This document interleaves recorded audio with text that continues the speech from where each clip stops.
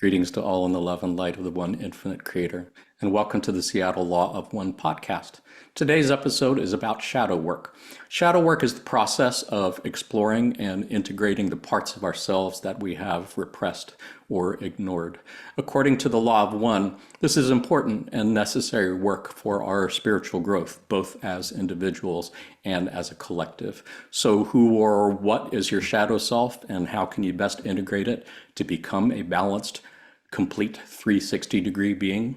And why is shadow work especially important at this particular point in our spiritual growth and evolution? Let's find out. My name is Jonathan Tong, and I'm facilitator for the Seattle Law of One study group. We can be found on the list of study groups on the L&L Research website shown on your screen. We do also have a Facebook page, and we do meet twice a week on Zoom. Tuesdays from 3 to 5 p.m. Pacific time, and Saturdays from 8 to 10 a.m. Pacific time. You do not have to live in Seattle or anywhere near Seattle to join our Facebook group or our Zoom meetings. Anyone who's interested and available is welcome to join. Just contact us at seattlelawofone@gmail.com to get on our mailing list. We send out weekly updates to let you know what we're going to be talking about that week, as well as the Zoom links. We do also have a YouTube channel where we keep recordings of previous podcast episodes, as well as Q&As with Jim McCarty, Austin Bridges, Gary Bean, and Tricia Bean from the L&L Research Channeling team. If you have not done so yet, go ahead to our YouTube channel, click the subscribe button to get notifications when we upload new videos. And if you'd like to join us for one of our Q&As, again, just contact us at seattlelawofone@gmail.com to get notifications and Zoom links. If you're watching this episode on your TV, each episode is divided into chapters, so you can skip ahead by chapters if you do not want to watch the whole thing beginning to end. If you're watching this on your computer, you should be able to see below the title of the video a list of topics and timestamps, so you can also skip through at your will, at your pleasure. Otherwise, as mentioned, today's episode is about shadow work. Let's go ahead and meet our panelists. Panelists, will you let our viewers know who you are and where you're calling from, starting with Raquel? Sure. Hi, everyone. My name is Raquel. I'm calling from Wesley Chapel, Florida. So happy to be here. I love this topic, and I'm excited to hear what everybody else has to say about this. We are so excited to have you here, Rocky. Thanks for joining us. And Robert? Hello, everyone. I am Robert, calling from Marshall, Minnesota, and it is quite an honor to be here with everyone. Thank you. It is an honor to have you here, all the way from Minnesota. Katrina? Hi, I am Katrina. I'm calling from Portland, Oregon. And yeah, the shadow work has been very fascinating for me along my whole spiritual journey. So I'm excited to talk about it. Nice. So excited to have all three of you here, and really looking forward to a great conversation. Did want to remind our viewers that none of us here are experts on the Law of One or on shadow work. We are normal people just like you, hanging out, sharing our thoughts and opinions on things of spiritual nature that seem important to us. Anything we say could be wrong. You're welcome to disagree with anything or everything that any of us say. So if you are already familiar with the Law of One and the entity known as Quo, you might want to skip ahead to the chapter on 360-degree being. Otherwise, here are a few things that may be helpful as background information for those who are new to the Law of One or not familiar with it.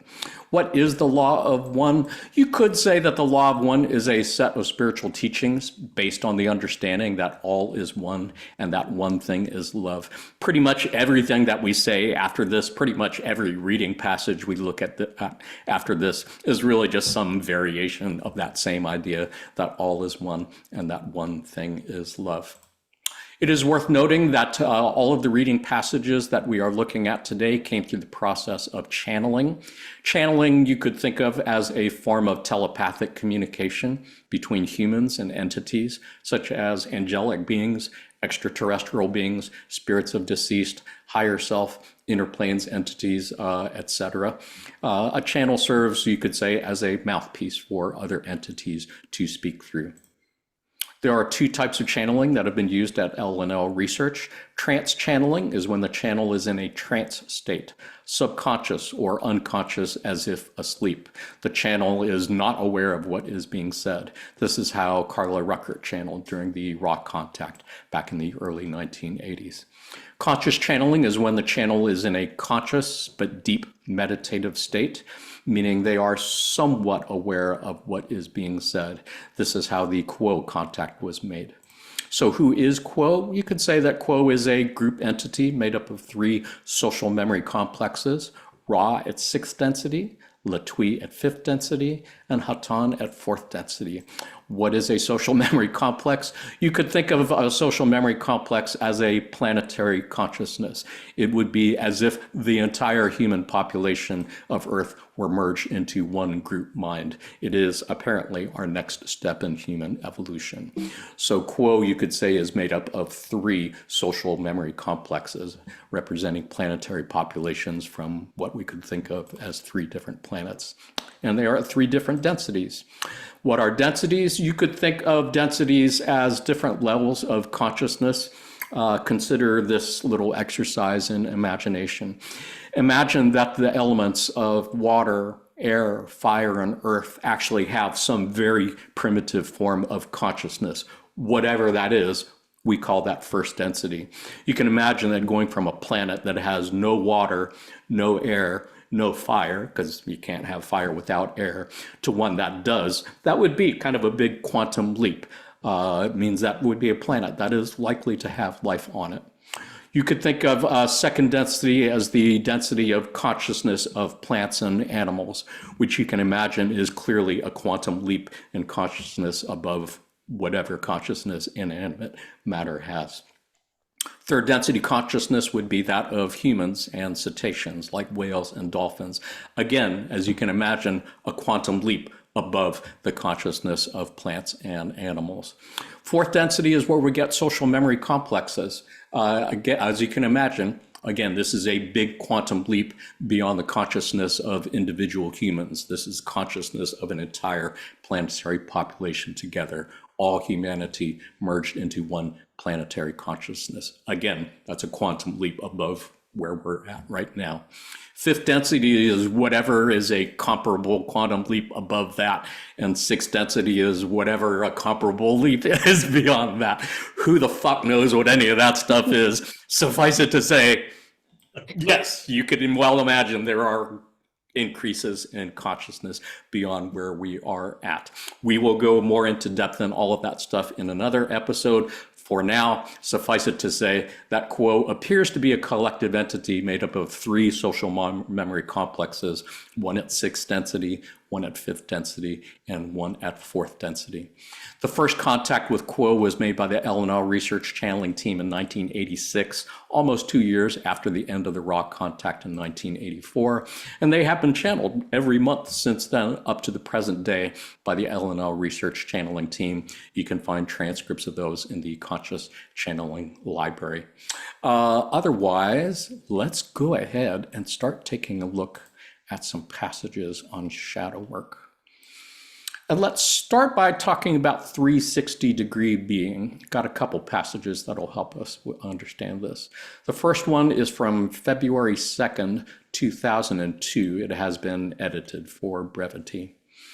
In this passage, Quo said, "The shadow self is a most interesting query. And to begin, we would bring to your mind a symbol in this instrument's mind labeled pop culture. It is the yin-yang symbol with the S-shaped curve across the circle, with one graceful arch being black and the other white, the black having a white dot and the white having a black dot. Certainly, one can see the white from the black. One can also see that they create a spherical being, and this is the 360-degree being that we have been talking about. For it is the glory and the pain of humanity to express and experience 2 paths for the price of 1. This is a density that is rather unusual even for later densities, and the strength of the apparent wide chasm or abyss between the forces of light and the forces of darkness. And indeed, there has been a very concerted effort on the part of many to conceive of this as a war, and the light workers of the world as warriors that are fighting against dark forces. When one is in balance, one sees and allows the enjoyment of and the preference for the radiation of beauty, the truth, and the very obvious unity of the positive that is around one, of the beauties and the blessings that are thick in the air in daily life, in all sorts of nooks and crannies that seldom are even seen because the creation is so rich in gifts. And yet the creation is rich also in challenges, and for each of you within this room, the challenge is in seeing the dark side without the masks, or rather, shall we say, with a more selective and a more understanding choice of masks for the dark side. Let me look at one other passage, and this is from January 16th, 2005. This has also been edited for brevity. What is there in creation? Whatever you see, that's you. Any murderer on the block is you. Any thief on the dock is you. Any hero who has just saved the world is you. You are the soldier. You are the breadwinner. You are the mother bearing a child. You are everything, and you don't get to choose whether you have good in you or bad in you, so-called. You have it all. Nothing is left behind as you evolve. It becomes arranged in a more and more helpful way as you learn to balance yourself, chakra by chakra, issue by issue, and moment by moment. You are always in flux, so these moments where you become aware of that so-called evil part of yourself come and go. And it is sometimes quite disconcerting to become aware of particularly articulate and eloquent, angry, or irritated thoughts. You feel yourself thinking a hateful thought, which isn't fair at all, and certainly would never be said aloud. And you wonder where that came from, and if the evil within you is somehow growing. We assure you it is not growing. It was always there. It chose this particular moment to reveal itself, and this is a gift to you of self to self. Take it seriously, look at it carefully, and see, if you can, where the trigger lay that brought forward this particular part of yourself. Love these two passages, and there is so much to unpack in both of them. I'm really looking forward to what our panelists have to say about it. But definitely want to give a shout out to the yin-yang symbol that I assume is familiar to most everyone watching this. It really does illustrate the idea of the 360 being and how you really can't just be light or just be dark. In order to be complete, you really need to have both of those. And as we said before, that original summation of the law of one, that all is one and that one thing is love, means all is one. The one refers to the one infinite creator, meaning that you're creator. Every other person you meet is creator, meaning that murderer on the block is also creator behind a mask. That thief on the dock is also creator behind a mask. It's everybody is creator behind. It's like we're in like a masquerade party and we don't really get to take our masks off until after we leave this incarnation. It's either an awesome party or a shitty party, depending on how you look at it, I suppose. Raquel, do you have any thoughts on either of these passages? Anything here? Yeah, definitely. I would say what I'm receiving from both passages together so far is that there's both a personal shadow and a collective shadow. And, you know, we can see that, or what we see outside and we think, oh, that's the murderer, that's a thief, we would never do that. We actually have that within ourselves as well. And so we are part of the collective, but we have our own personal shadow as well. And so when we look at somebody else and we think to judge them, or we look at them and we kind of have a negative reaction, I would say, towards them, it is actually because that shadow within ourselves, we've suppressed it. And so we're no longer have it in our conscious mind that that could be us. And in actuality, it is. And it's okay because our shadow is a part of us.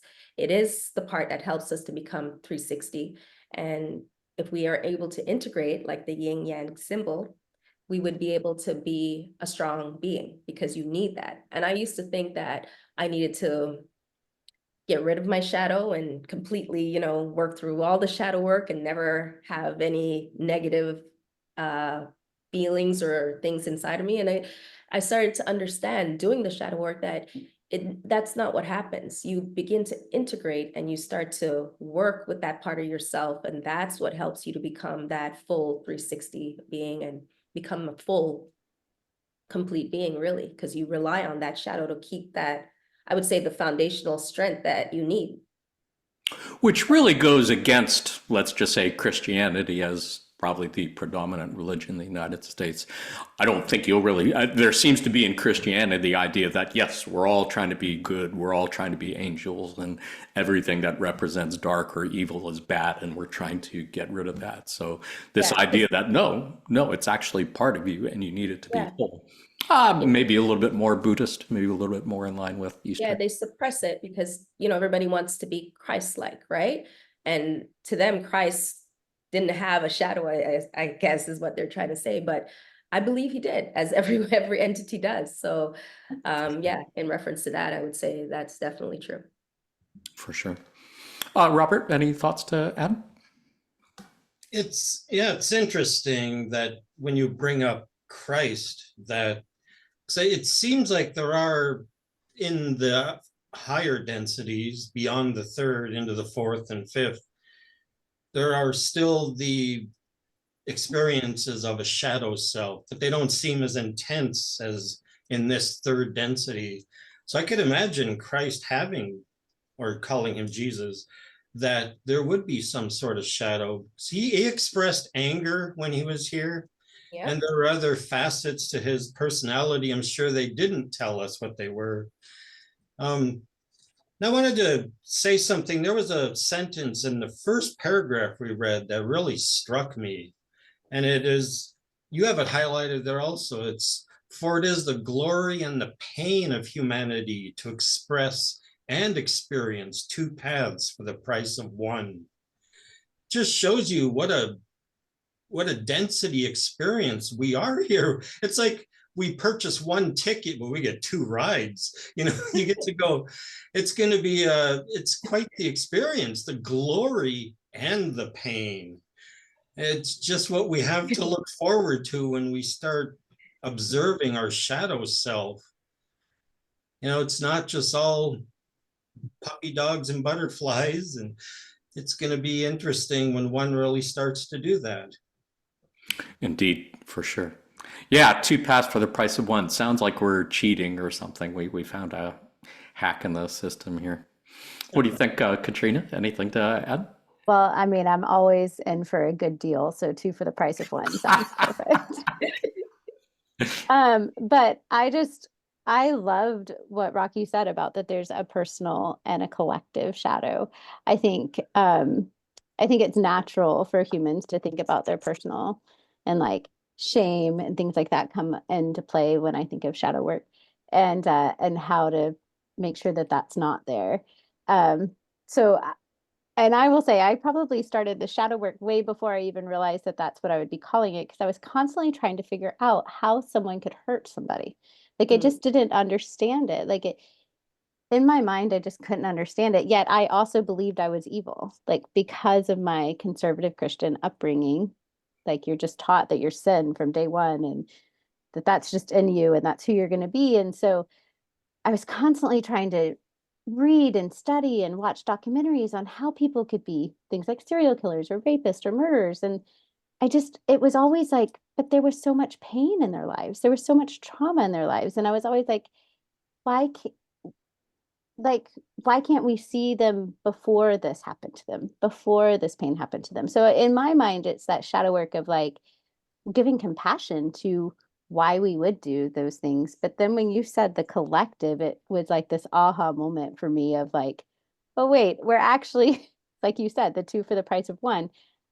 You're getting to see what the service to self path is. You're getting to feel and see why they would choose that. And that's a beautiful level of love that you can take into your heart if you're able to move past those initial like strong feelings that come up when you start working with your shadow.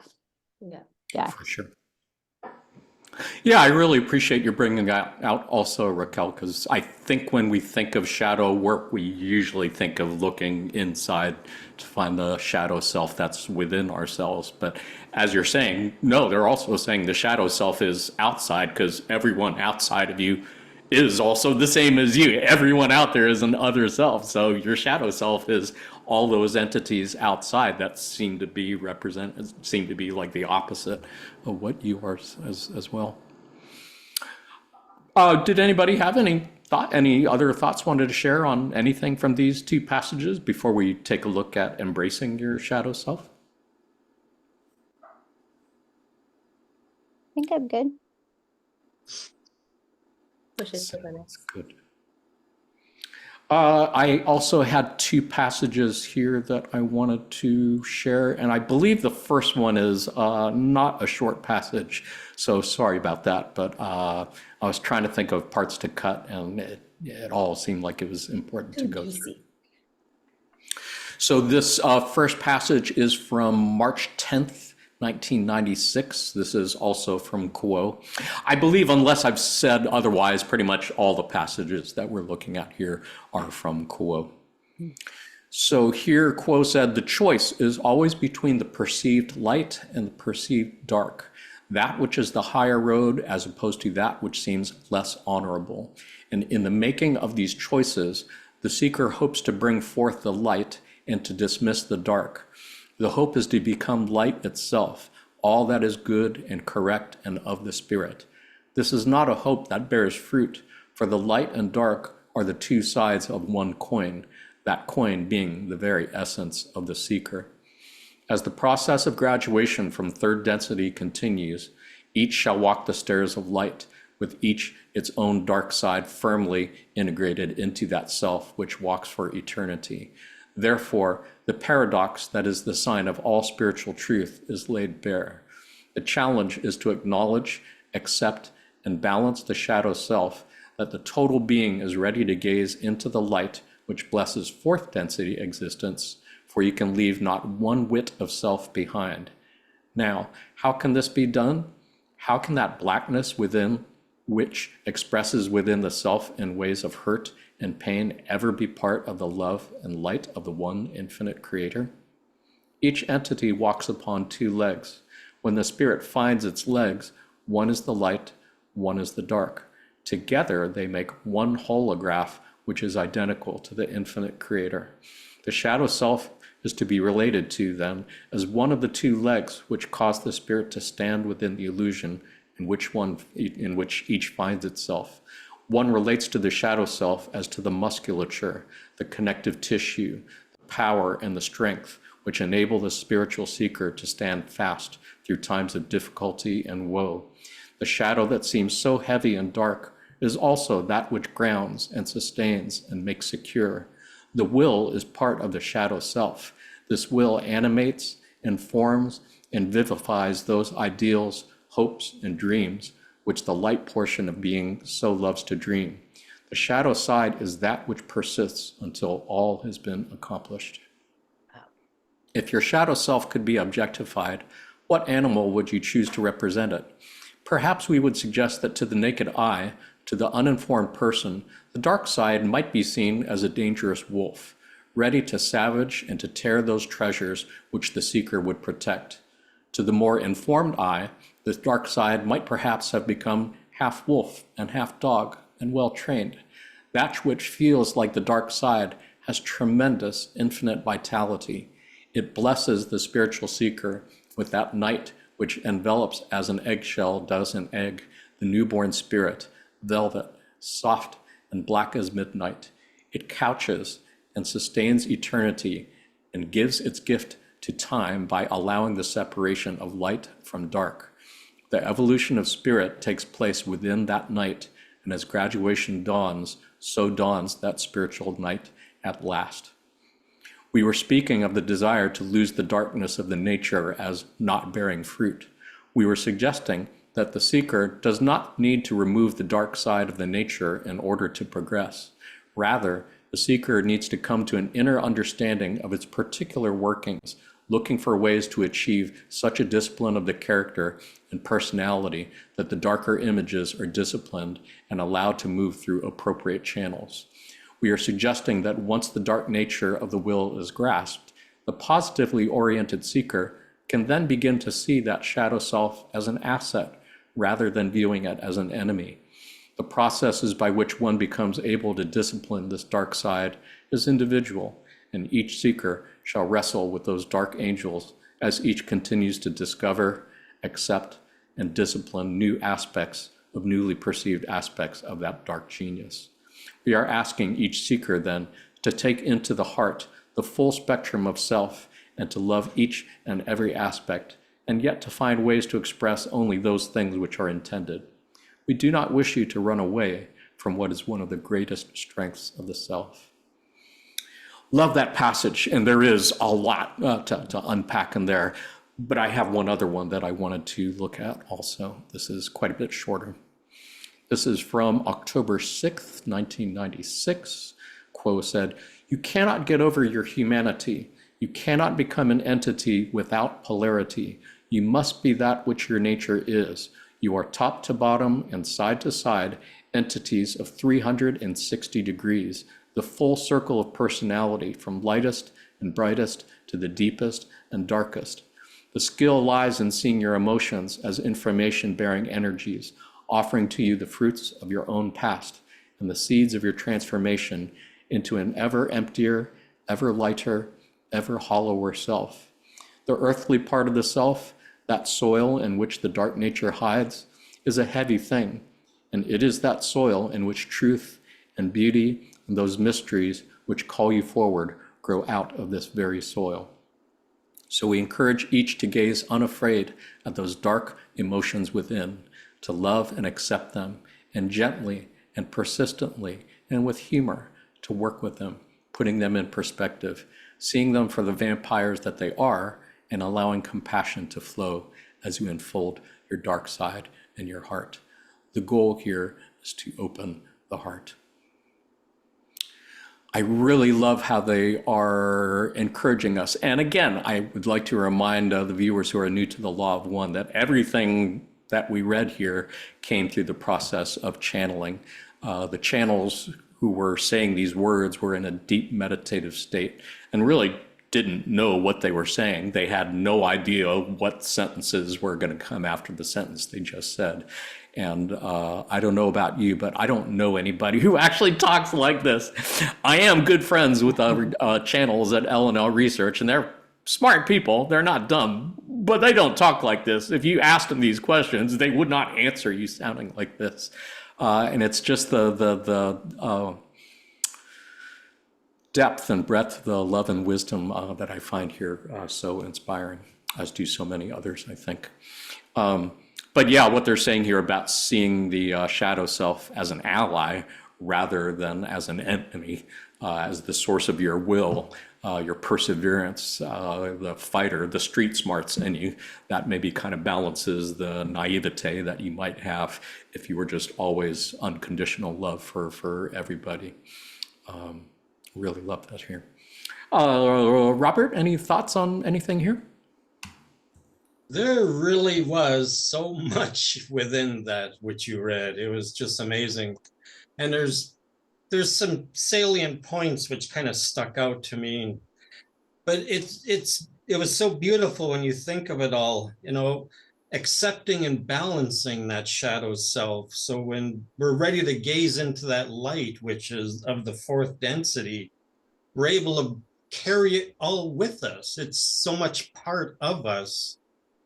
And it's allowed into the light because it is part of the light itself, even though it's considered our dark side. And another clue to my understanding of that was a little further down from that sentence I just referenced, where it says, "It," that being the shadow self, "couches and sustains eternity and gives its gift to time by allowing the separation of light from dark."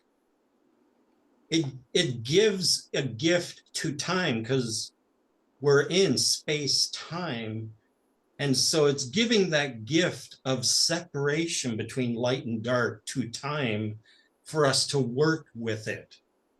Where was that passage, Robert? Sorry, I was trying to bring it up on the screen. Yeah, Was it in that's the first passage or the second? the fourth paragraph of 31096. 1, 2, 4. Here.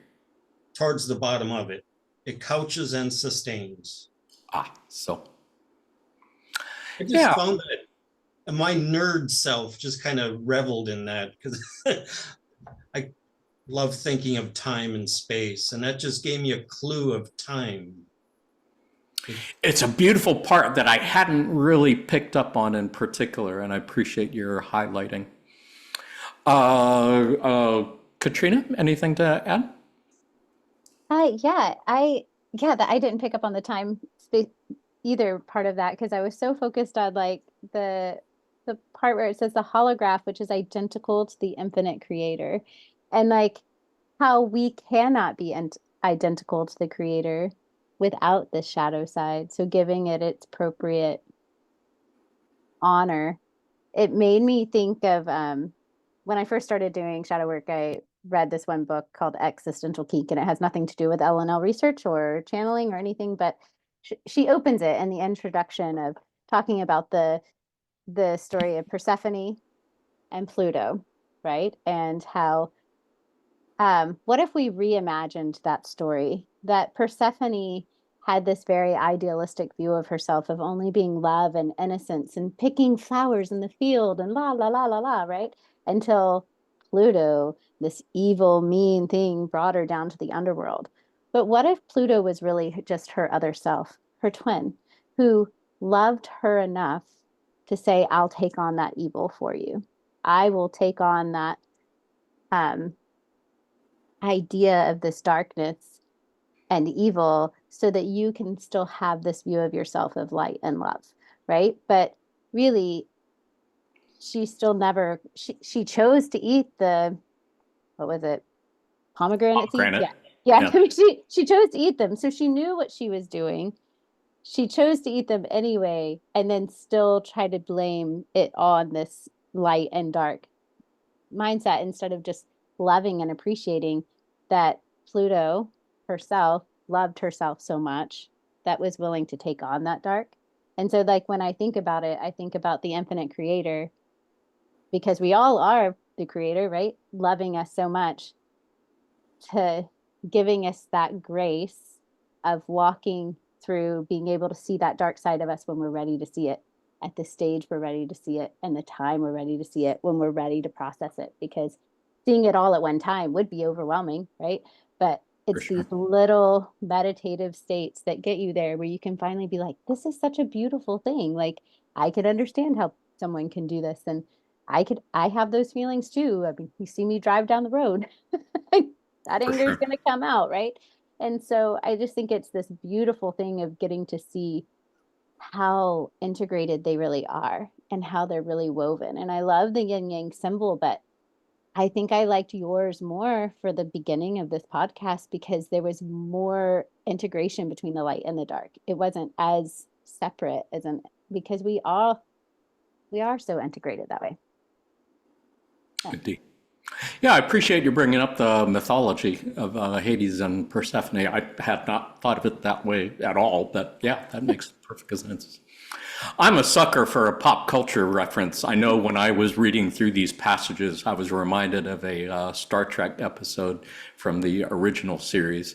I don't know if either of you guys ever watched Star Trek, the original series, but there was an episode called The Enemy Within, where there was some transporter malfunction and Captain Kirk was like split into two.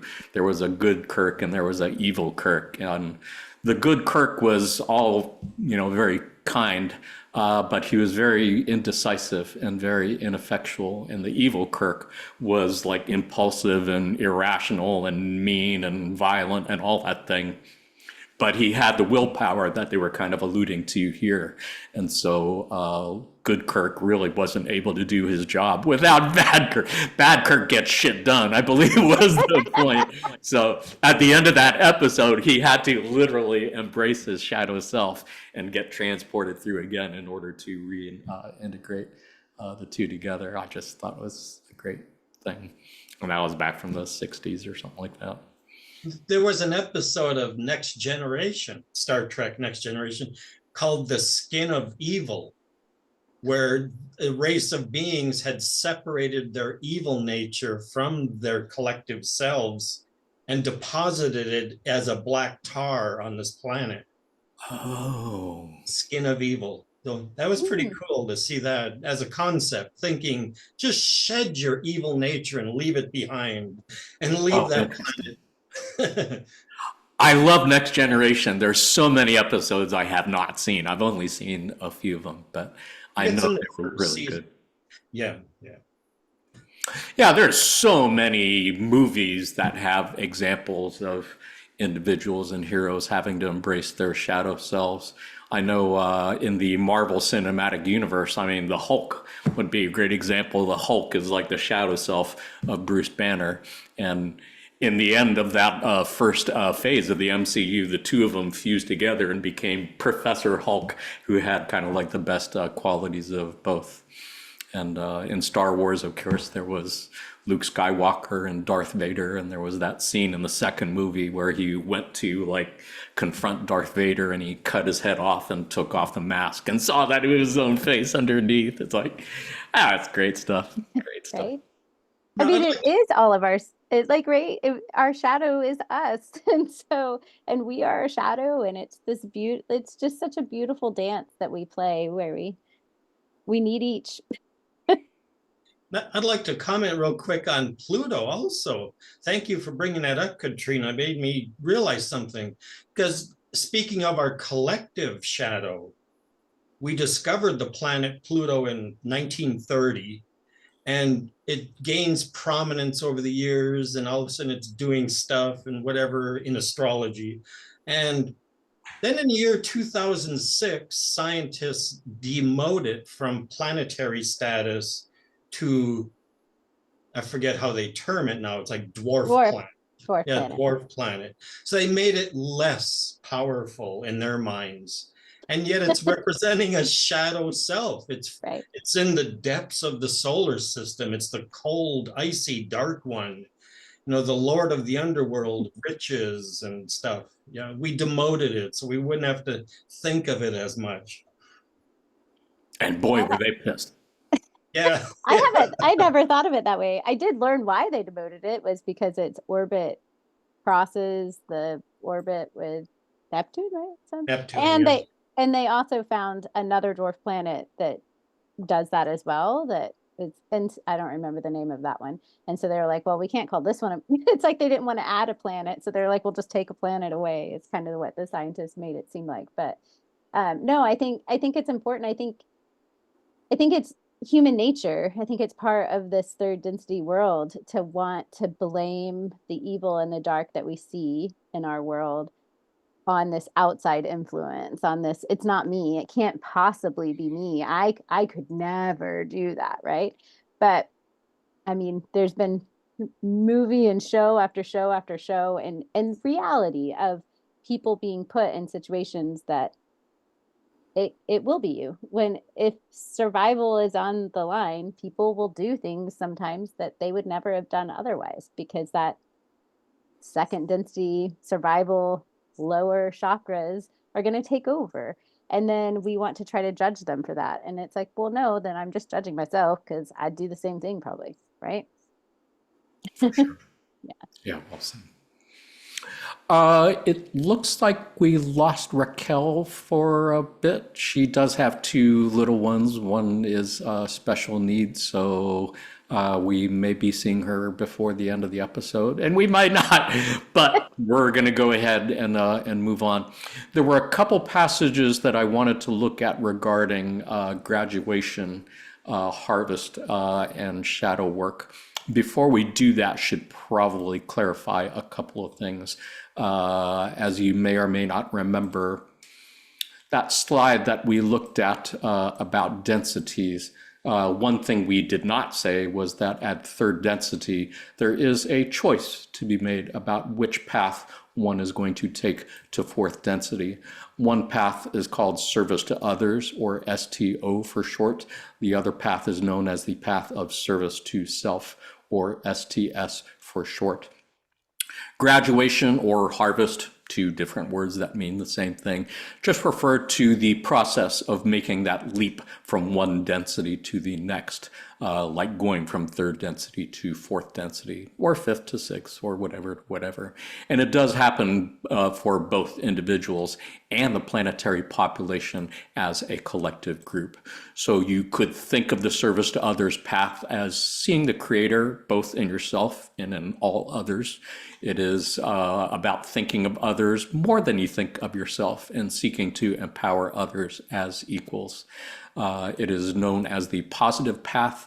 And in order to graduate from third density to fourth density, it is said that you need to be at least 51% service to others and not more than 49% service to self, meaning that you are thinking of others maybe just even a little bit more than yourself. It's been compared to like giving the slightly larger half of a sandwich to someone else instinctively rather than keeping it for yourself. You could say that the service to self path sees creator only in self, not in anyone else, and that it means thinking of yourself more than you think of others and seeking to control others to gain power for the self. This is also known as the negative path. And in order to graduate to fourth density on the service to self path, apparently, you need to be at least 95% service to self and no more than 5% service to others, meaning you have to be thinking of yourself only, like at least 95% of the time, and you cannot be thinking about the well-being or needs of anyone else more than 5% of the time. And apparently, it is equally difficult to graduate on both sides. And it is also worth noting that at the bottom of your screen, you can see that in session 7, question 15, Ra said, "The law of one blinks neither at the light or the darkness, but is available for both." Sorry, I have that covered up. But is available for service to others and service to self. This is a very difficult thing for those on the service to others path to understand, that people that we see as, well, let's say murderers or rapists or mass murderers or child sex traffickers are not necessarily evil, but they are just perhaps following a different path. Either way, you're recognizing creator. Either way, you are on a path to be one with the creator, either the creator in yourself and all others, or just the creator in yourself. But either way, creator wins.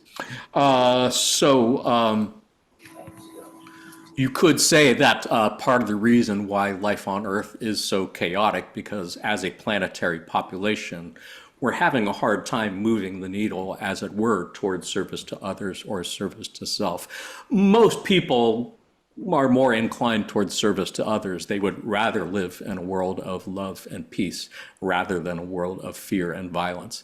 But even though the majority of people are leaning towards service to others, there is a much smaller but statistically significant number of individuals who are, in fact, trying to graduate on the path of service to self. And if they cannot get the planetary population to polarize towards service to self, then the least they can do is keep us from polarizing towards service to others. So that's where each of us comes in, and perhaps in doing our own shadow work in order to help us polarize more positively. Let's see. Let's go ahead and take a look at a couple passages related to shadow work and graduation harvest that we were just talking about.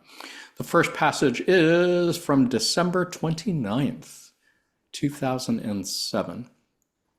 Kuo said, "As third density upon planet Earth draws to a close, which it shall do within the next few years, there is a natural separation of those souls who have chosen to polarize towards service to others and those which have chosen to polarize towards service to self.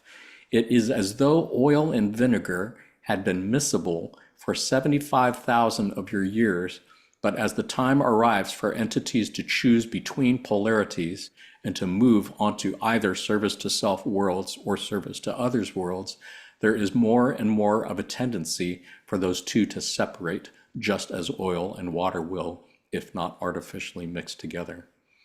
As the times move on towards the beginning of fourth density upon your planet, and as that fourth density upon your planet is a positive fourth density, the vibrations of truth, understanding, and love are interpenetrating your third density world in ever greater waves and convergences of energy.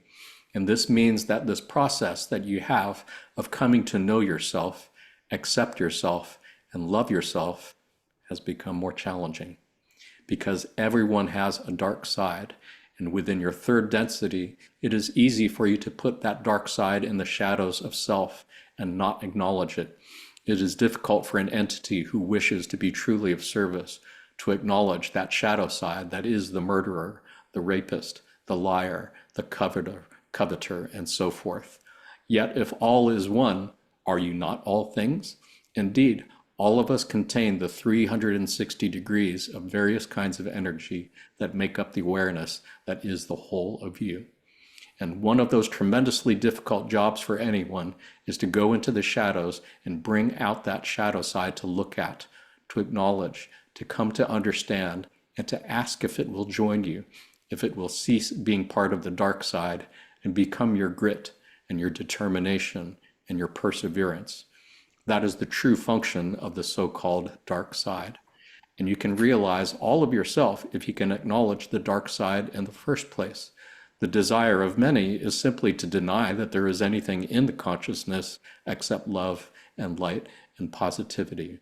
Yet there is a whole other side of self to be collected, respected, and honored and used.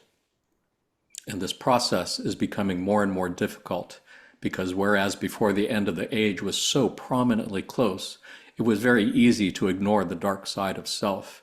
In these latter days of third density, when an entity desires to become a truly realized and focused spiritual seeker, he must go collect those shadow bits that he has not acknowledged. And this is difficult now, where it used to be easier because of the constant barrage of vibrations of truth, so that all of those things at which he least wanted to look are now popping up quite prominently and in saying, look at me, acknowledge me, let me tell my story, and please learn to balance me and make me part of who you are. For we truly belong, we shadow elements of the equation of one. I think I had another passage that I wanted to look at, but this one is so good and there's so much important things in here to look at. I think we should stop and take a look at this. I really love that visual of the oil and vinegar.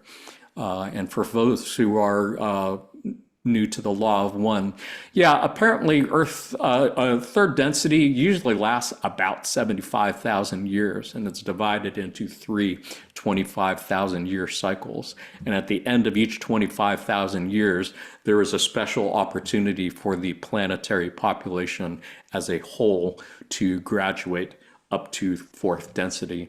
That doesn't necessarily happen before then. So what has been said is that Earth is now actually at the very end of that 75,000 year master cycle. And apparently we entered fourth density, I think in the mid to late 1930s, I think. So it has been said that the planet is already vibrating completely in fourth density positive. It's just humanity that seems to be lagging behind because, again, even though most people are really more oriented towards service to others, there is this tug of war between those who are still trying to graduate in service to self from service to others. So what they're saying is that as the Earth continues to move into fourth density, those service to self, service to others vibrations used to be able to mix, but now they're really being caused to separate out, just like oil and water. And that's why I think you could see so much of the craziness, so much of what we see as the hyperpolarization in our political, social arenas could really be attributed to this. And what we could see as Donald Trump supporters, for example, speaking of the rapist and the murderer and the liar and the coveter, it's like I cannot think of anyone who better represents our shadow self than Donald Trump and those who have supported him. And yet, rather than seeing them as enemies or somebody who's worse or less than ourselves, the whole point of this is that they are our darker side. They're saying, look at me, acknowledge me, let me tell my story, and please learn to balance me and make me part of who you are. That, I would say, is probably the big story of the 2024 elections, that more than half the country said, fuck you, we're not going anywhere. It's like, nope, this is the guy we want to be our president, and you're just going to have to deal with it. And I think that is the challenge that we're all going to have to face, especially those who did not vote for Donald Trump, to rather than seeing him and his supporters as enemies that need to be fought and conquered, but to see the creator in them as we see in ourselves, and to love and respect that part of them. Doesn't mean we have to let them do all sorts of heinous, terrible things and hurt people, but see them as other selves rather than as some enemy. Katrina, any thoughts on anything from here? Well, and also, I think in the lines of what you were talking about with the election and Trump, and I mean, I'm having to really, really dig deep into my spiritual journey to make sure that I'm staying true to who I am and allowing myself to feel the feelings that I know I need to feel, balance those feelings, and then not put hate towards someone else for their feelings, right? But I think one of the hardest things as a mom and as a teacher, especially a teacher with special needs kids, is letting people fail, letting people find out that there was an easier way, right? And there is going to be part of this where people are going to be hurt, most likely, and some of these supporters are going to have a realization that they were part of that, and that my heart breaks for them on that aspect of that. They're gonna, like, how painful that's going to be, because there are so many of these people that truly believe that it's the right thing, that they did the right thing, that they were doing the right thing, and they were doing it for love, right? And so then to be faced with that this wasn't what I intended, right? And this wasn't what I wanted, is going to be a hard truth to have to learn. I just because I Or not. right. I mean, and hopefully they learn it, right? Like, that's all we can hope. But yeah, I think what I've loved about this, when I'm working with my shadow self, I kind of think of it as like almost giving gratitude to that unconscious side of me that is, like I said, from the very beginning, we've been taught we're sin, or to have shame for these feelings and things like that. Or like, I've had some infidelities in my marriage where I was the person doing that, and like I felt so much shame. And it's like, well, no, I need to work on why were those emotions there? Why? And I truly believe it's because I see everyone as the creator, and therefore I love everyone. And so then I'm always like, oh, but I love you too, and I love you. And it's like, but no, I don't get to do that and hurt somebody else, right? And that's what that was. So just because I feel a certain way doesn't mean that doesn't cause pain to someone, even if the intention never was. And so I had to work through that balancing aspect of things. And I think it was in the last passage where it said, and bring it up with humor. Like, I have to be able to bring things up with humor. And you have to, when those dark things come up, where it's trying to not put that bias of good or bad onto it, and just say, you're part of me, and I'm thankful for you. And how can I honor that? And how can I make it be what I want to be? How can I make Humor it is come for to my sure heart? going to be a really important skill to develop in these next few years if one doesn't have it already. Yeah. Yeah, and I think if there's, it's probably worth noting for our viewers, this episode was recorded on November 14th. So it's probably not going to be uploaded for a little while, but suffice it to say, the 2024 elections are still somewhat fresh in our minds and in the minds of the social collective. And I think one thing that has helped me, as somebody who did not vote for Donald Trump, come to peace with those who did, is just realize it's not my job to change anybody. It's not my job to save the world. If that's what people voted for, if that's what the collective will was, then I'm going to trust that oil and vinegar are going to separate on their own. And each person is really their own hero on their own hero's journey, their own Truman and their own Truman Show. And each person is going to be hit with much catalyst in the years to come that will allow them to choose for themselves whether they want to choose what appears to be service to others or service to self. And it's And not my job or my deal to tell anybody what they're doing right or wrong. Like, I could be wrong. I have a little a slightly different angled perspective on this topic that we're discussing right now. So with the whole election thing and, you know, a lot of people voting the way they did, I see it predominantly as our collective shadow needing to be brought to light. Because if we don't have the awareness of what needs to be changed or what direction needs to be, or different direction we need to go in, we don't make any progress spiritually. We can't bypass forever. And so if this is the choice the collective made in order to propel themselves forward, then this is the choice, and everybody will have their lessons that they will learn through this. But first, there has to be awareness of what needs to be healed, what needs to be brought to light, and what needs to be changed. And so I actually look at this as a path forward spiritually that we need to have. And there's going to be a lot of change through this process. People's hearts, people's minds, people's will, faith, they're going to have the time and the catalyst to make that choice and those changes every step of the way as we go forward. And if we've chosen the path that's more, you know, I guess, filled with fireworks, then that's the path we've chosen for ourselves. And I think along the way, we're going to find people begin to integrate and have forgiveness of self. And even when, you know, we think, oh, they made the wrong choice, not necessarily, because that's the choice they needed to make to get themselves to the next level spiritually. So that's just a little take on that. Yeah, I appreciate that.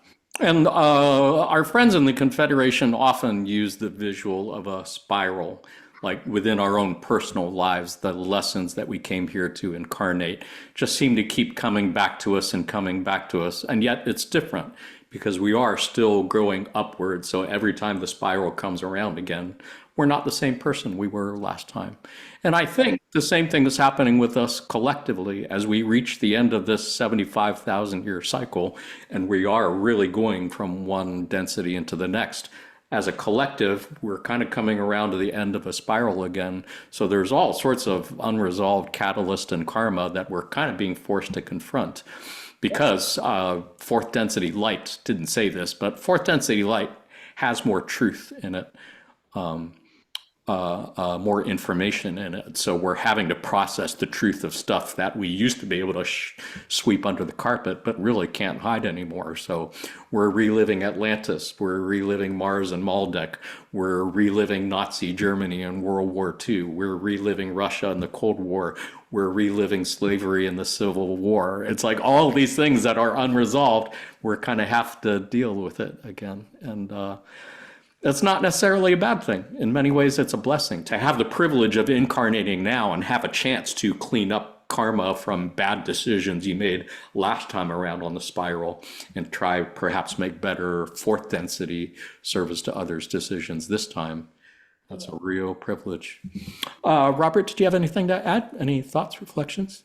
Yeah, as I'm sitting here and I was reminded of something that was brand new to me, because every time when I'm walking my dog and we pass through the churchyard, a Catholic churchyard, and I work on my shadows regarding that, the Christianity, the Catholic Church, my views, my beef with the whole thing, even though I was raised with it and I love Jesus, the concepts he brought to planet Earth, the Christ consciousness. The way humans played out the game is what's bothering me, the hypocrite part of it all. Anyway, so I was sitting here and I realized a new thing I need to work on again when I go there. So thank you. That I'm not going to say what it is right now, but well, go ahead and keep your secrets then. Yeah, that's me. That's my other shadow self. It's very secretive. We're going to know when we get to fourth density because nothing's hidden, right? Right. You'll find out what it was. And talking about the collective, our seeing all these horrors in the world, not just this political fiasco going on in the United States, but just the world in general. I heard some horrible things about the way they treat animals today in another country. And it's like, it's unbelievable what we can experience, vicariously, especially through this digital Zoom and internet and all this stuff. For sure. Yeah, it is the whole planet. I mean, it's obvious. It's easy for us to just focus on stuff that we see in this country, but no, it's all over the world. And what I remember reading in the Raw Contact, I think it's like session 17, where Ra was saying it's not so much of your doing something to help others or show them anything. It's not your job. It's just radiating that oneness.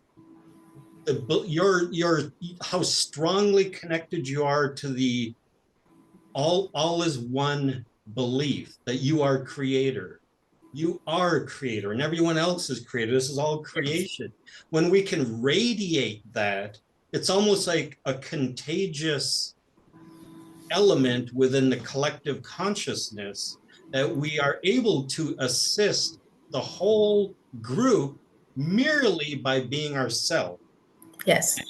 Being And as, yes. And I agree with you, Robert. I would say that for all the wanderers that are here, that's mainly what we came here to do, is to help this planet by using our light and we have a lot of power as wanderers. We're very strong spiritually, and when we get together, we're even stronger. So the unity within our love and our light, sharing that together, I think what you're saying is exactly what we need to keep doing. So when we see something that's not going our way in the world and we're thinking it's probably the worst thing ever, we just have to get more spiritually adept and continue pushing forward with our spiritual light. That's what I think. Yeah, and one thing that I forgot to mention is that fourth density is known as the density of love. And specifically, it's unconditional love, not just love for yourself, not just love for your family, not just for the people who are of your tribe, but it is the unconditional love for all, including your enemy, including the people you really, really hate the most. And that is the unconditional love that Jesus really showed us and demonstrated and modeled for us. So that is the challenge that all of us, I think, are facing. And as you're saying, Robert, it's okay to take actions to help others and defend others who are being harmed. But really, the biggest mission of ours is to be able, in this climate of mind-numbing fear and what seems to be mind-numbing negativity, is to still be able to open your heart and unconditional love and to radiate that to the world. That is what we all as wanderers came here to do. And I'm sorry, did I cut you off? Go ahead. No, it seemed like that I was seeing it as a task that I, for one, I have a blessing of some free time in my life right now. It seemed like a worthwhile task to just grab out of a hat a random problem in the world and try to integrate that within myself because of that collective radiation. And it would just seem like a helpful thing to do. It seems useful. Indeed. Well, any shadow work that we do on ourselves helps the collective. And so whatever work you're doing in consciousness is going to help the collective regardless. Absolutely. Yeah. Quo has said so many times that if you really want to heal the planet, if you really want to save the world, the best way to do it is do the inner work of healing yourself. It took me a long time to figure out that that really is true. That's not just some quaint saying on the Gaia network or on a Hallmark card, but it really is metaphysically true. When you heal your own traumas inside, when you learn to forgive someone who has hurt you or hurt others, when you're able to love unconditionally, even the people that you really have the hardest time with, the world does change, and it causes other people to do likewise, and that's how we make that graduation. Any other thoughts before we take a look at shadow work at higher densities?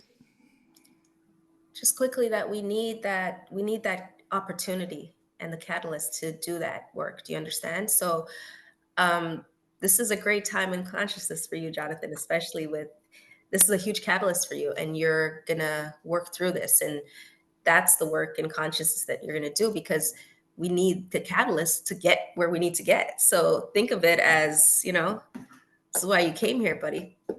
For sure. Absolutely. Yeah, and all of us. The thing that I really love most is the understanding from the law of one that nothing is random, everything is Right. planned. And like I said, every single person here, every single person on earth, every single person watching this is the star of their own movie. They're the Truman of their own Truman Show, and every single aspect of each person's incarnation has been planned very carefully to help them learn whatever the shit is that they got to learn in this late third density Earth. And it's a great privilege to be able to do that, and I am enjoying it as best I can. I just have a statement about the constant barrage of vibrations of truth. Like, I just think how amazing it is that we are at this end stage, and how much of a catalyst the internet and like TV and all, like that constant barrage comes from the choices that we make of where we're getting to see. It'd be really easy to just go out into the woods and like not know how bad the world is, right? But we do get that constant barrage, and I think that this was all planned for that, so that we could see it, so that we could put that light, so that we could, it's an amazing how much it's all just been so perfectly planned out, and that there really is love in every moment. It's having to focus on that. Yeah. Which again goes back to the thing that we said in the beginning, that the law of one is really basically saying that all is one, and that one thing is love. Some are maybe more distorted forms of love than others. Everything that we see as bad, like murder and rape, it is still love. It's just the polar opposite, and it is a big distortion of love. And yet everything in the universe is made of love. That's a really beautiful thing to contemplate, especially in dark times. Anybody else have anything they wanted to share before we move on? Just that if anybody's wondering how you begin to heal the shadow within themselves or within the collective, it's really just starting to do the work with you. And what's the answer? Love is really the answer. Love is, you find whatever traumas that you've been working through, you address it with love. You go back, you face the traumas, you balance the traumas. And if you're wondering how to do that, it's, it'd be wonderful for you to read the Raw Contact. They have great balancing techniques, or even LNL Research has the information of how to balance yourself in order to move past the shadow. And love is the bottom line, is the answer. But if you want to change the world, and you're upset about what's going on right now, or anything within the world, it just really starts within, and then step by step, that change helps to change the collective. So Nice. Yeah, I appreciate your bringing up the trigger points, because I think that is something that certainly I can relate to, and I would imagine a lot of people do. I find myself easily drifting into worst case scenario thoughts and getting triggered into fear by thinking of all the bad things that I think are going to be happening in the future, and they might happen in the future, but I'm have to remind myself that it's something that's causing me to be triggered into a fear response. And once you know that, then you can dismantle the trigger and say, that's something I just imagined. That hasn't happened.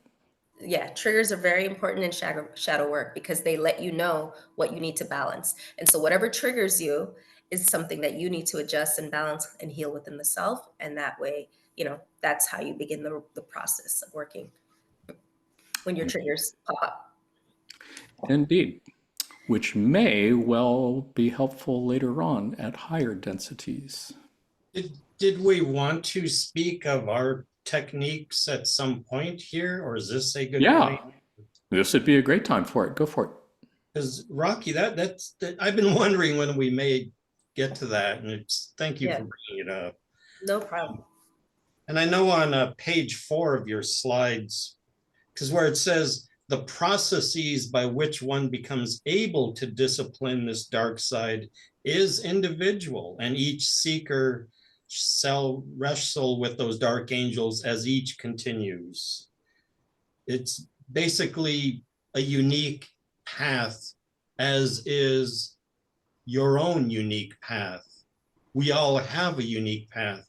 So the process of doing that isn't necessarily the same for everyone, but Rocky, you gave the perfect, general guide of what one does. You did also, Jonathan, you do that. And like for myself, what I had done,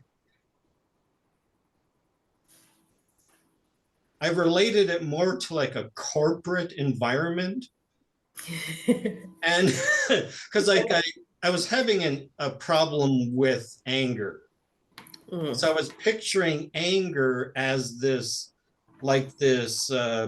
round little man, very angry. He's in an office with no windows. He's in the basement. There's like leaky pipes, and like his phone's constantly ringing, and he's just angry all the time. He just hates his life, but that's his job. He's doing that. And corporate realizes we don't need that job done anymore the way it's being done. Anger is wasting his energy, his time, his talents. Yes. So somebody goes down the elevator, down to go see Anger, and they talk to him and they go, you know what? We don't need you doing this job anymore. We have a new office for you. It's upstairs. It's got all sorts of windows. It's well lit. It's beautiful. You'll have help. You'll be happy. Trust us. We need your energy up there, not down here being all in a cesspool of anger. And I picture that. So we bring Anger upstairs into the light, and it changes him into a happier creature. This sounds like a great Pixar movie in the making. Yeah, for sure. Yeah. Yeah, with Danny DeVito as the shadow self in the basement. Yeah. Yes. Or Zach Galifianakis. Yeah. Yeah. That's really great. Yeah, appreciate your sharing that. I never would have thought of that in a million years. But I'm not exactly a corporate guy either, so this is why we have a panel here. Me either, but I thought of it as a good example of nightmare. Yeah, that's a great visual. I love it. It is. Katrina, do you have any tips on doing shadow work for yourself? I that think you have not shared? yeah, for me, I think about the things that have popped up throughout the day during my meditation time that I wish weren't there, right? Like that I was like, oh, I got angry at that person. No reason. Like, or I had that thought that was not, it was not love and it was not light. Like what, and like what, very, very similar to Rocky. It like, what was that triggering inside of me? Why did it feel like it was a personal assault on me? And what was it trying to take away from me? When this person is the creator too, they can't take anything from me because we're all the creator, right?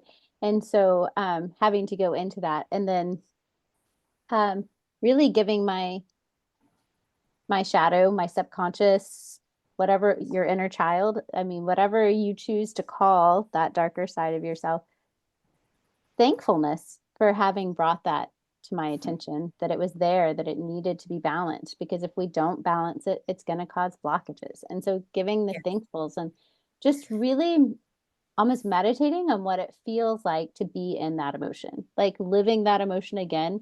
And really each emotion does have a feeling. Like anger can feel very velvety if you really sit and think about it, and like giving it that proper thanks and then saying, but that protected me when I was 7, or that protected me when I was 16, or that popped up here, but I don't need that anymore. And so thank you for doing your job when I needed you to do your job. But now I need you to come along for the ride, right? Like now instead of it being anger or mistrust or any of those things that happen that the shadow can bring out, I go, okay, how are we going to use this in the right way? Like there was a passage that wasn't read where it talks about like anger becoming stubbornness, right? It that darkness doesn't have to always be bad. Being stubborn in certain situations is a positive thing. So it's just retraining your mind in a different way. That's beautiful. Yeah. Well said. Yeah, thank you all for sharing. I always love these podcasts because I hear ideas and perspectives that I never would have thought of myself. And I hope our viewers feel the same way. Are we okay with looking at shadow work at higher densities? I'll just Yeah. add like a quick little from what Robert was saying. The shadow, and even Katrina, the shadow could be considered trapped energy that needs to be brought to light. So it needs to be acknowledged and it needs to be healed. And so, in order to do that, you first have to have the awareness, and you need the awareness to know that, hey, something's not quite right here. I need to fix something that's bothering me. And that's where I said before the triggers come in, whatever's triggering you, you need to start to look at that. And then you need to forgive the self. Once you have the awareness, then you can begin to forgive the self. All this is done by using love, because it's only love is the answer to healing everything. And once you have forgiven the self, then you can begin to integrate that balancing technique of bringing in, the darkness and the light together by acknowledging that, hey, this is a part of me. It's not the best part of me, but I still love it. And I forgive myself. And now I'm integrating it with acceptance. So those are just like some general steps. Indeed. Thank you. Thank you for sharing that. Let's talk a little bit about shadow work at higher densities.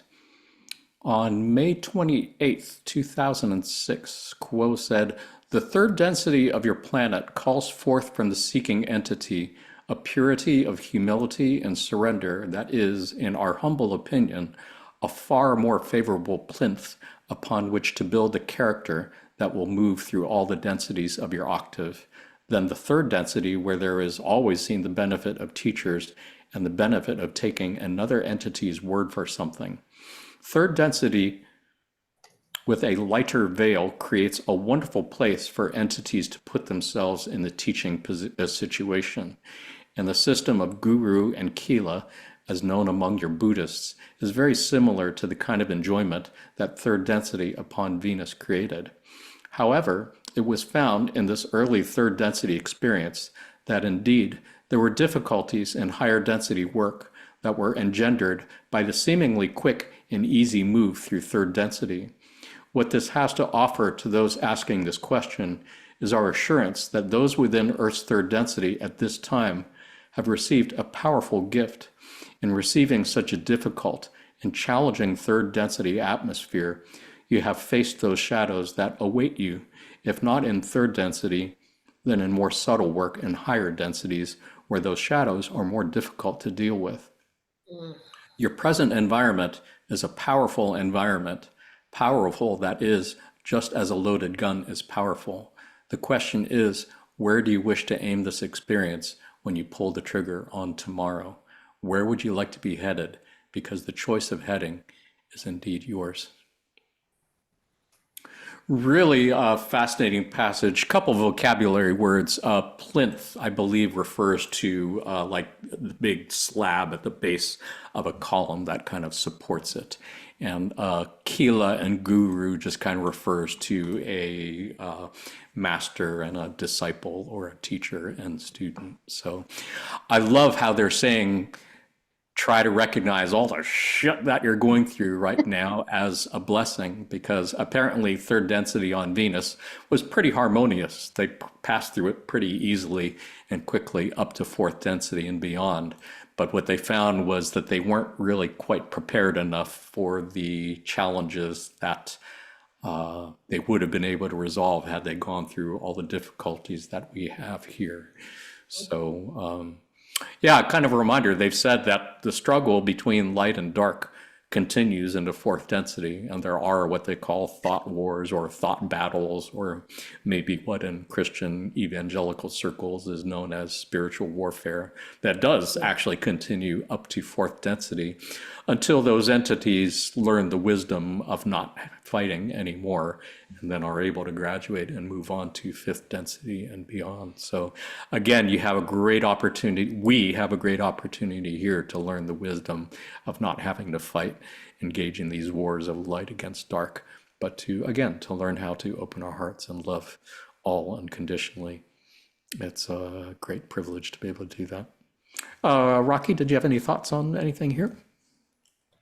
Well, just from what you said, that's what makes this the hottest ticket in town, right? Like that's why everybody's here. The amount of catalysts and the amount of work that can be done at this present time. It's everybody's trying to get here from the higher densities. So, we should consider ourselves very lucky. We had the opportunity to be here. I know it doesn't feel like that sometimes, and somebody watching is like, lucky? Are you crazy? Yeah. It's pure suffering here. But that's where that's the gem, the suffering, the catalyst, you working through it, not bypassing it, because a lot of people bypass their shadow and the work that needs to be done, the shadow work that needs to be done. And if you can start to just acknowledge it and start to do the inner work, you will find so many, it's almost like you uncover a secret code to this whole game, like the cheat codes, and you start to work in that lane, or we call it the higher levels of the game that we're playing, and you just basically start to understand why you're receiving this type of lesson.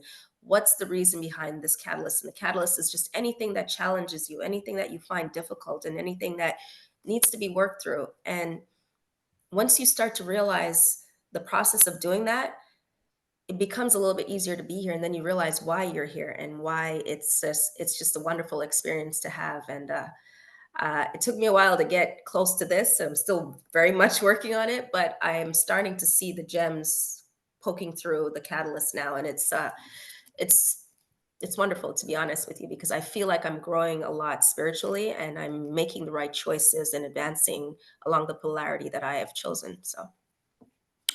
Yeah, they said there is growth that can happen here at third density that takes thousands, millions of years at higher densities, because this is a closed node test. And up at the higher densities, you know all the answers. You already know that all is one. You already know that everyone is the creator. So it's kind of easier to do.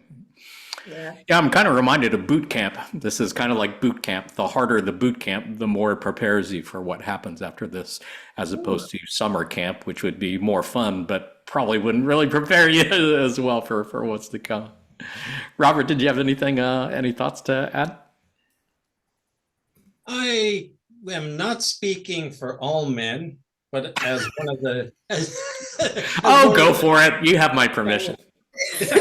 Yeah.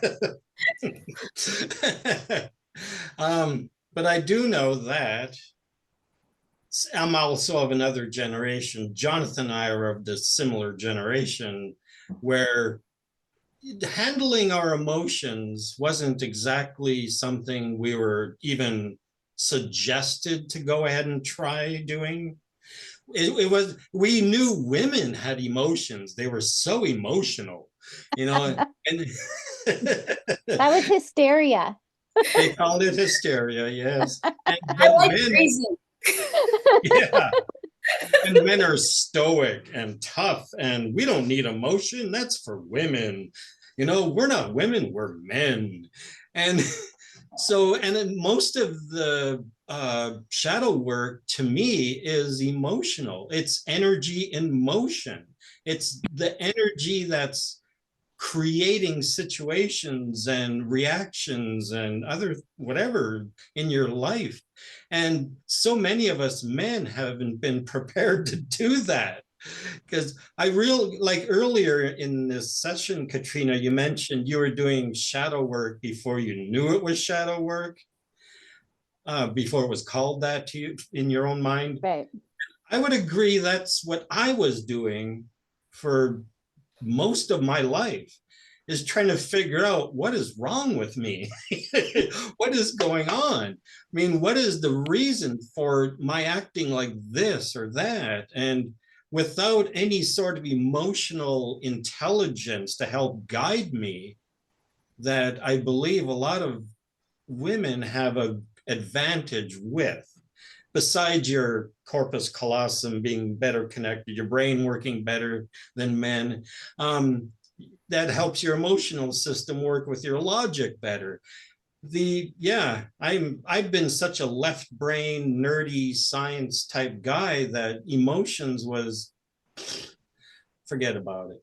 And I'm thankful I'm able to look at it. But I will say back in like 1984-ish, when I started sympathizing with the feminist movement. So I was studying feminism and their reasons why they were doing this. And one of my favorite books from that time is called The Woman's Encyclopedia of Myths and Secrets. And it's about that thick, and I love it. I still have it. It's a good reference source. But it's just amazing the reasons why women were so. The men saying we don't need emotions. It's like that's Robert, your sound blanked out for a few critical seconds. Could you repeat that last part? I doubt it. We weren't really listening, but I'm just curious.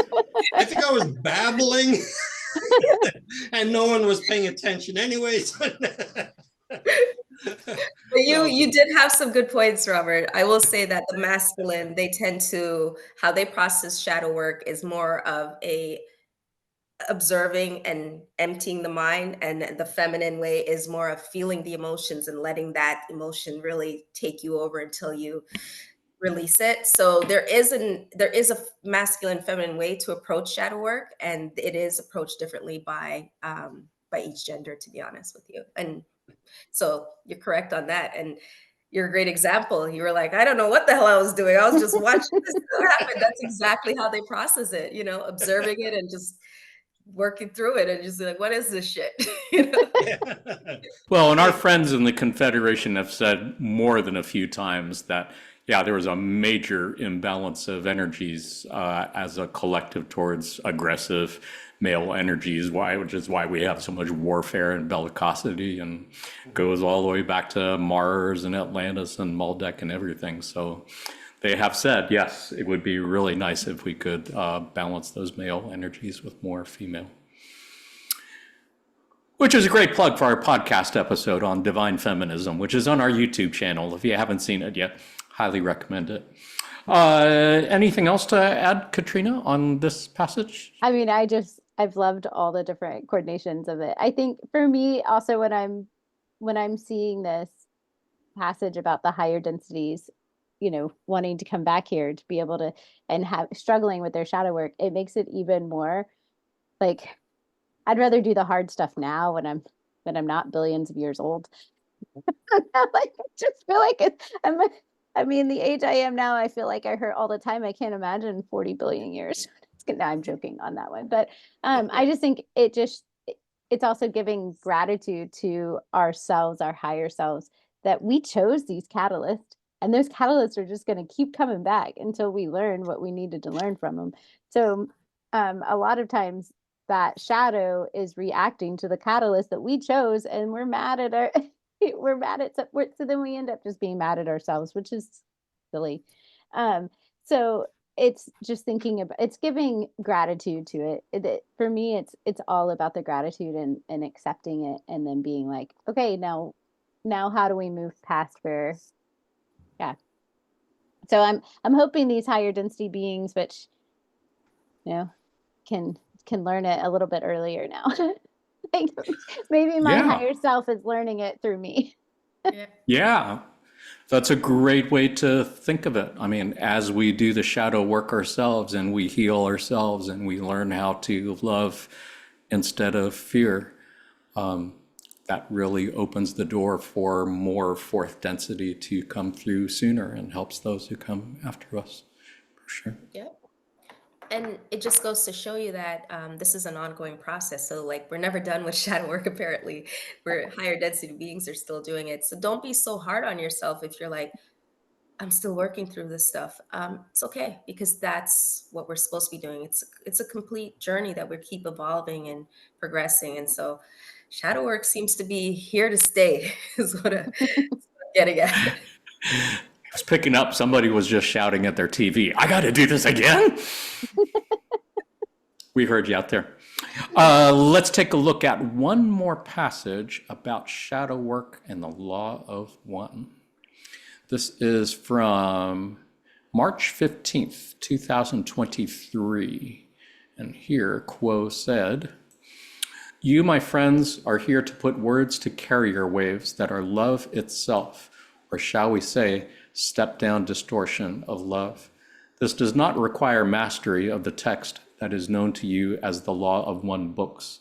It requires your open heart, your commitment to the path of healing, your dedication to being an instrument open to our message, your courageous ability to be able to trust yourself, to respect and honor those negative voices within you, but to know that you are far, far greater, that even if you cannot see it, that you are magnificent and the sun is always rising in you.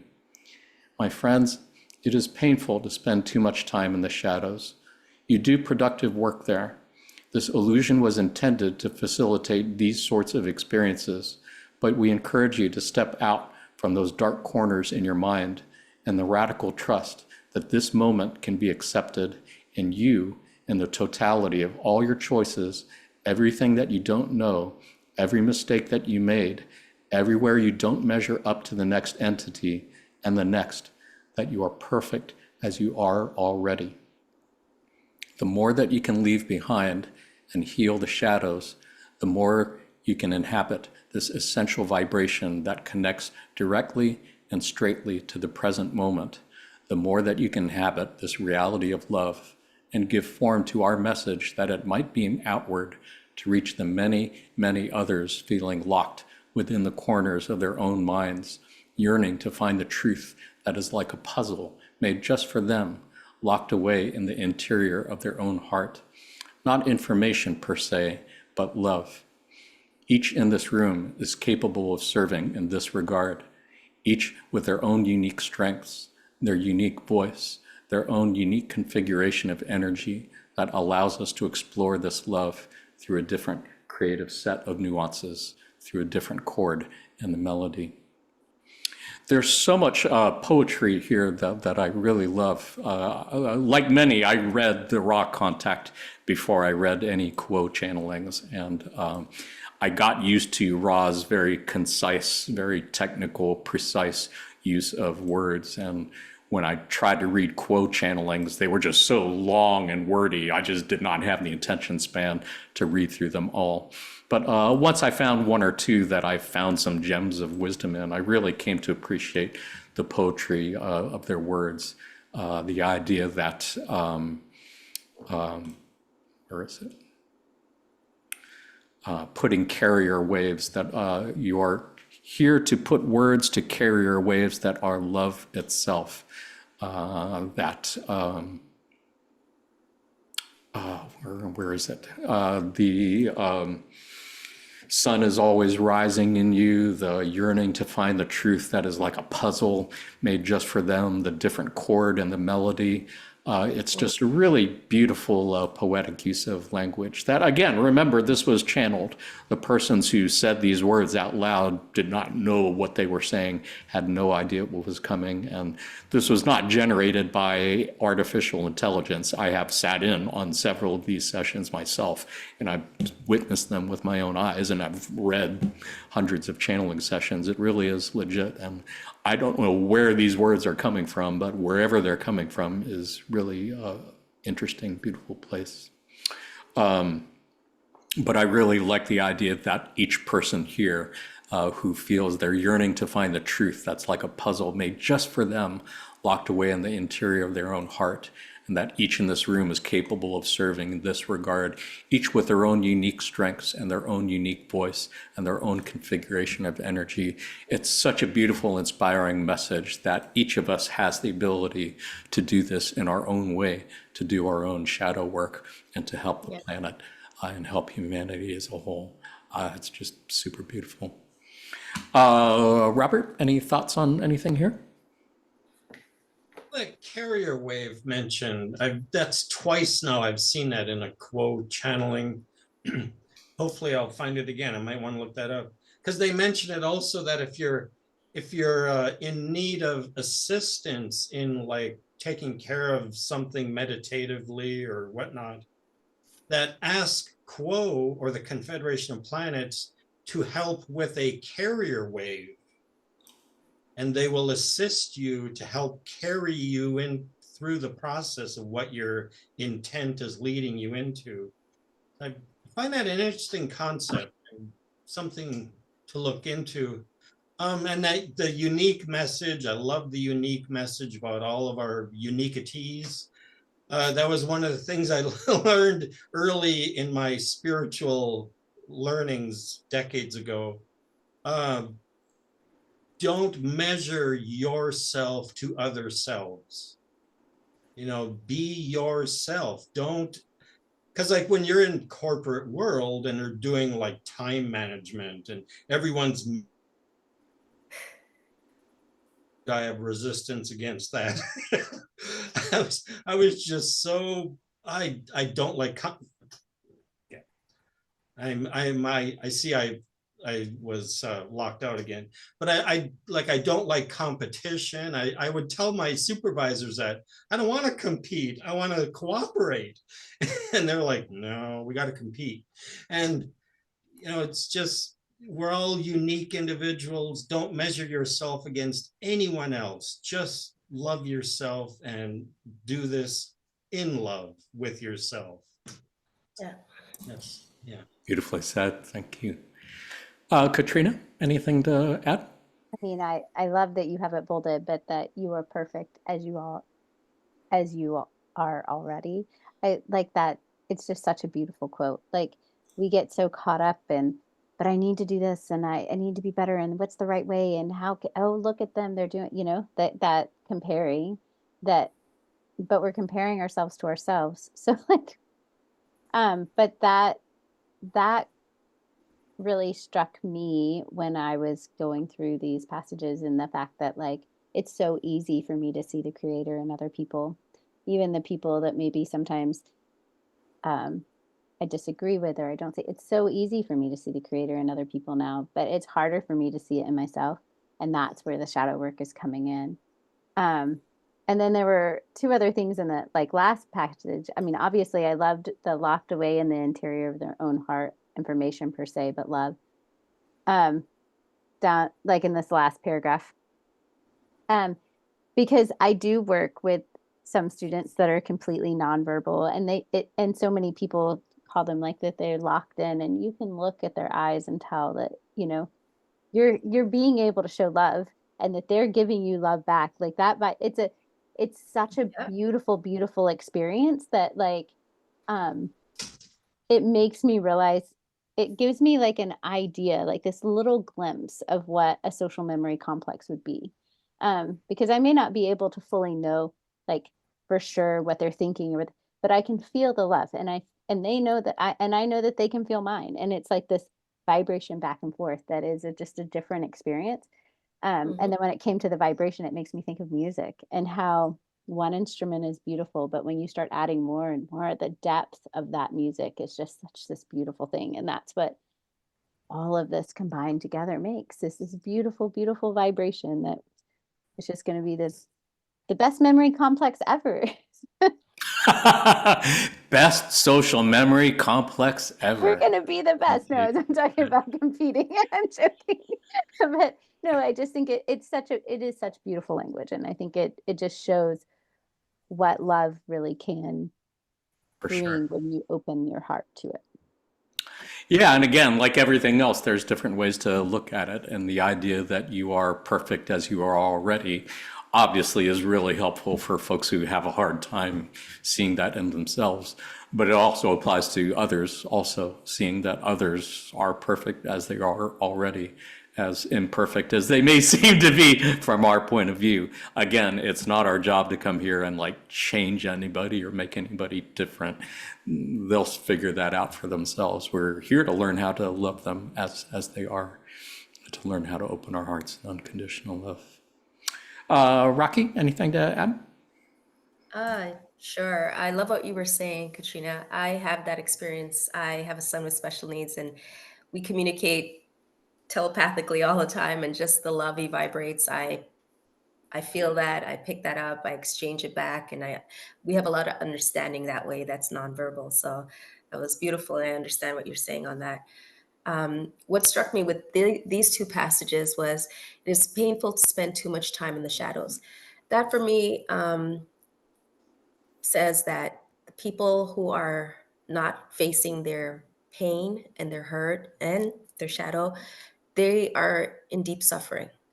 And spending too much time in that deep suffering, you don't become the 360 being that you need to be. And that's why they said after that, you need to heal the shadows and kind of like integrate that within the self. That way you can be that whole person that you came here to basically be and to work on and that you're still working on. And so, you know, people tend to want to ignore the shadow and not accept it, but that's the work right there. If you start to do it, you're going to become the person that you truly desire to be. And you kind of feel it within yourself when you're in the deep of the shadows. The suffering is very heavy and intense. And so in order to move through that, you really have to begin to heal and do the work that it requires. And so you can't bypass and just refuse to do it. And yeah, so that's kind of what they're encouraging here is kind of do the work and begin the healing process. Yeah, because you can bypass it and not do it. It's just that it's going to come back again, either in this incarnation or the next one. Yeah. That's exactly what it is, you know? So get to it. I mean, what are you waiting for? And, you know, That's what we came here to do. Yeah. exactly. And it's not easy. Like, we're not sitting here on our little soapboxes and be like, hey, shadow work's easy and you're going to have a great time. Oh, no. It's ongoing. And yes, you can move through different lessons, though. And you know that by how you know you're making progress is when you see some, say for Robert, for example, somebody who used to struggle with anger, myself too, Robert. You know, you would see another person being very angry all the time, and before you would be like, oh, that person is such an angry mess, and you'd have all this judgment towards them. However, when you're making progress and working through those angry moments for yourself, and you see a person who's angry all the time, you have compassion now and say, wow, you know, if only they understood that there's another side to getting past the anger, and your compassion begins to develop and you start to see them through the eyes of the creator and you understand that they're just suffering and working through their shadow. So, you know, it's beautiful work once you start to do it. There's so much progress and so many experiences that you kind of um, gain and evolve through. Indeed. It's been a beautiful discussion. I would like to go ahead and take a look at our conclusions and what sort of takeaway lessons we might have. Does anybody have anything else they wanted to share about this particular passage before we wrap things up? Well, all righty then. This then would be the part of the episode where we look at where do we go from here out of everything that we've looked at and talked about and learned. What are some perhaps good takeaway lessons perhaps? You could say that one good lesson would be that you need your shadow self in order to be a complete 360-degree being. And if 360-degree being was not a phrase you were familiar with before, well, you've heard it a whole bunch of times today. You could also say a good reminder of the yin-yang symbol, that you really do need both the light and the dark to be complete. And that your shadow self, in fact, can help you. And it would be great to love and befriend your shadow self, to see it as an ally and an asset rather than as an enemy. And that both applies to the shadow self within you as well as the shadow selves that you see reflected in other selves outside of you, which means, again, seeing the shadow self in others. Panelists, anything want to add in the way of takeaway lessons? Katrina? No, I mean, I've just loved all the discussions here. And as much as I've looked at the collective, I'm still just in awe that I have not thought of a shadow collective before. So I'm just really thankful for that. And now that gets to be added into my into my meditations. So thank you. Nice. Thank you so much for being here. Rocky, any takeaways you want to share with our viewers? I just really enjoyed everybody's perspective information and sharings. It's been beautiful. Thank you so much. And, the only thing I would probably say to take away from this is that, like it says right on the screen, love and befriend your shadow self. It's a part of you. Accept it, love it, and loving is how you heal yourself. So that's just what I would share. Indeed. Thank you. Robert? I can see some people are out there saying, but why would I want to have to integrate and keep my shadow self? Why am I not just disposing of it somewhere, like that skin of evil reference? And it's a reminder of how this is all one. Mhm. Everything all is one. And that shadow self creator allowed that to be in this time, in this third density, to show this. And it is part of creator. We cannot leave it behind. We take it with us with love. Well said. Indeed. Well, thank you everyone for sharing your love and wisdom here. So it is time to put you to the test. And that, of course, is our pop quiz. Pop quiz, of course, is something that we like to do at the end of these podcasts just for fun and bring a little pop culture into our conversations about the law of one. So because our theme for today has been shadow work, it seems only appropriate to do a pop quiz on a great movie that won 5 Academy Awards for its exploration of the darkest side of human nature. Panelists, any ideas what movie I'm talking about? Darkest side of human nature. Schindler's List. Schindler's List would probably be the first thing that would come to most people's mind. And it did, in fact, win 7 Academy Awards.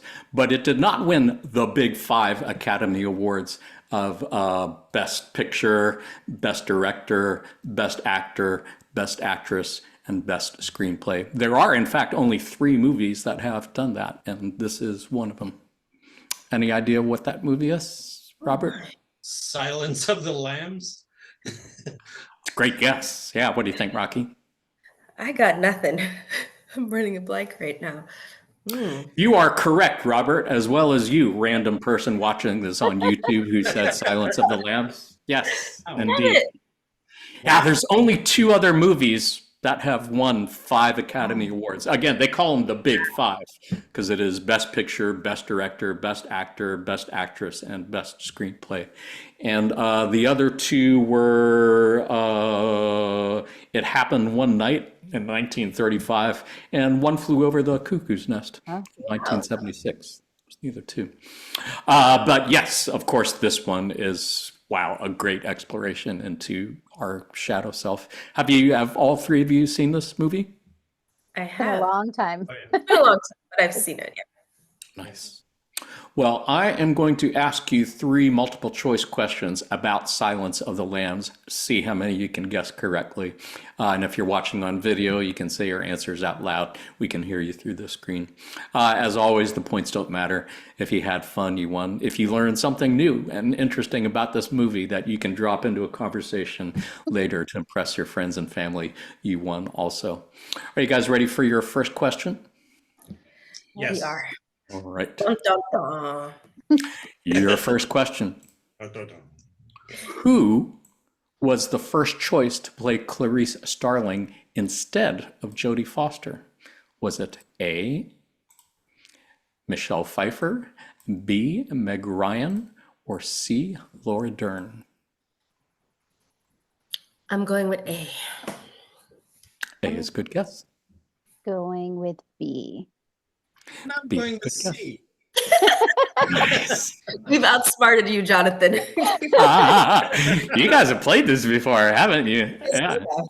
Yeah. There is some truth to all of these, but the most correct answer was A, Michelle Pfeiffer. Good job, Rocky. Yeah, apparently Jodie Foster really wanted the role. She really wanted to play Clarice, but the director, Jonathan Demme, wasn't real keen on the Boston accent that she had in The Accused, even though she won an Academy Award for it just a couple years earlier. Demme's first choice was, in fact, Michelle Pfeiffer, and his second was Meg Ryan, but both of those actresses found the movie just too grisly for their taste. Laura Dern was actually also suggested, but the studio didn't think she was a big enough star. And there we go. The rest is history. Are you ready for your second question? Oh, yeah. Who was approached for the role of Hannibal Lecter before Anthony Hopkins? Was it A, Daniel Day-Lewis, B, Sean Connery, or C, Jack Nicholson? I have to go with Jack. I'm gonna go Good with guess. Sean because I still love him. Who was that, Rocky? Yeah, I'm going with Sean. Sean, nice. Good guess. I'm gonna go with Sean Connery too. Nice. Any particular reason? They just look similar to me, like their eyes. Anthony Hopkins and Sean Connery, their eyes look very similar to me, and the eyes made it in this movie. Oh, interesting. I could not picture Sean Connery playing Hannibal Lecter. That would just be weird, especially with his fucking Scottish brogue accent. Yeah. Clarice. That is It'd true. be pretty weird. Interestingly enough, though, the correct answer is, in fact, A, Sean Connery. Jonathan Demme wanted Anthony Hopkins for the role of Hannibal Lecter from the beginning, but he said he was trying to be diligent and get a more commercial actor for the part, because at that time, Anthony Hopkins really wasn't that well known, and he did not have the box office clout that he later gained. So he went to Sean Connery, who found the piece revolting, in Sean Connery's words. Daniel Day-Lewis was also considered for the part. Unfortunately, Jack Nicholson was never considered, which seems too bad. He seems like a natural for the part. Yeah. He could have crushed it.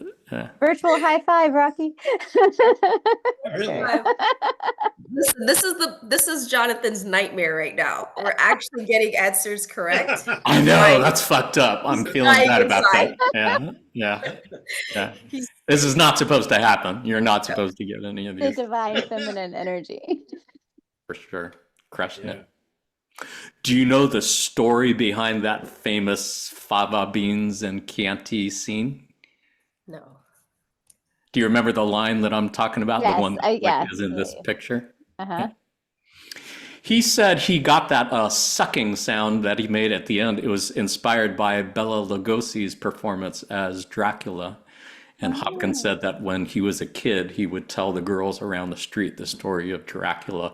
And then he would go at the end and they would run away screaming. He's just a freak. That's it. Yes, yeah. And apparently, he got inspiration for how to play the role. He based his speech pattern on Katharine Hepburn, Truman Capote, and HAL, the computer from 2001, A Space Odyssey. Wow. Interesting. odd I don't know enough combination. about Katharine Hepburn. I wasn't picking up on that, but That's yeah, typical. Truman Capote, I can sort of see that. I think I've heard him. And HAL, the computer, that is very interesting. I can see that. Yeah, very technical. Yeah. Lifeless. Yeah. Yeah, indeed. One more. You guys ready for your last question? This is Yes. Yes, bring it on. Go Rocky, go Rocky. the skull on the moth in the movie poster was inspired by which famous painter? Was it A, Pablo Picasso, B, Salvador Dali, or C, Georgia O'Keeffe? B. Do you see the Salvador Dali. moth, the little skull in the moth there? I'm gonna go C. I was gonna C's say good guess. Georgia also, yeah. C's good guess. Rocky? B. Salvador Dali. B's good guess. The correct answer is, in fact, Not Picasso. waiting for it to load. I could have done this sooner, but Salvador Dali. Yes. It Finally, actually Good job. came You from got 3 a out of 3, photo. Rocky. Good job. I finally defeated Jonathan. You have no idea how this feels. How many did you get? Did you get 3 out of 3? All three. Yes, And she got you all went 3. down. Oh, All enjoy right. while it lasts. I will never have you on as a panelist again. I know. It was nice seeing you folks for the last time. Rocky winning is you winning, and is me winning, and Robert Remember winning, Mother's because we're Milk? all one. Yes. This is where Wow. Jonathan Yes. Yes. this is where Jonathan switches polarity. He's like, she won. Now I will be The creator wins either way. I'm very, very happy for you. Yeah. No, but that's trippy though. That thing that looks like a skull is in fact 8 naked women, like arranged very carefully in that formation. I didn't see that until you put the picture up, so that's very interesting. It's nice. Yeah.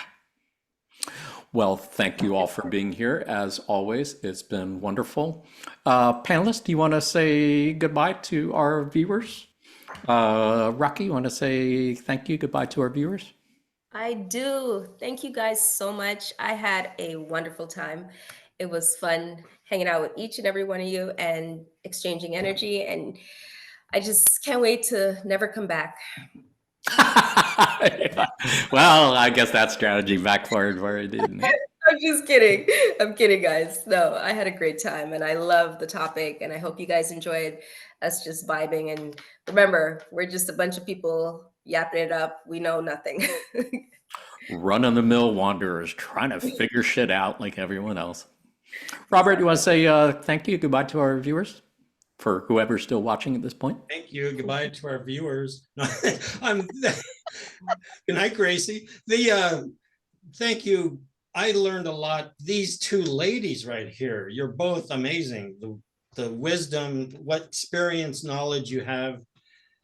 I'm a little jealous, and that's because of the masculine side, not understanding feminine well enough. You guys have an advantage over us all.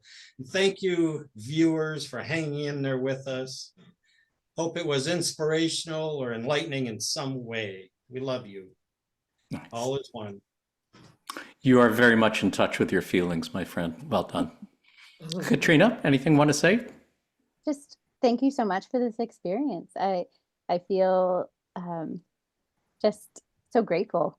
This has been such a great laughter and informational, and I hope the viewers are able to get something from it, especially being able to get that they are perfect as they are. Like, do the work, but don't get caught up in it to the point that you're just in the dark place all the time. There's so much beauty in this world, and love it and see it, be part of it. Indeed. Panelists, thank you so much for being here. Thank you for all you've done and continue to do in service to others. To all our friends at L&L Research, thank you for all you've done and continue to do in service to others. To anyone still watching at this point, you are very, very special. According to YouTube analytics, only about 10% of the viewers watch this thing all the way through. So if you are watching, you really are special and we really love you. Thank you for all you've done and continue to do in service to others. We are sending you our love light and receiving yours as well. Until next time, in the love and light of the one infinite creator. Adonai, namaste.